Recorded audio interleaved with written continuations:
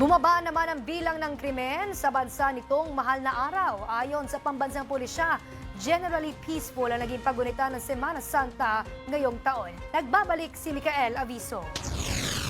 60% ang ibinaba ng mga index crime sa Metro Manila nitong Semana Santa kumpara noong nakarang taon ayon sa ulat ng National Capital Region Police Office o NCRPO.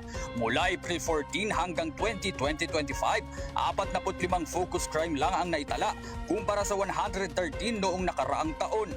Ayon sa NCRPO, malaki ang ibinaba ng bilang ng mga kaso ng pagpatay mula sa 8, isa lamang ang naitala.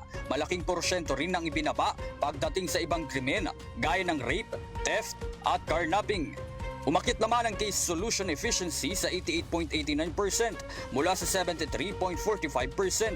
Inuugnay dito ang dedikasyong ginagampanan ng pulisya para mapanatili ang kapayapaan at seguridad sa rehiyon. Para sa totoong balita sa Bagong Pilipinas, Micael Aviso, Congress News.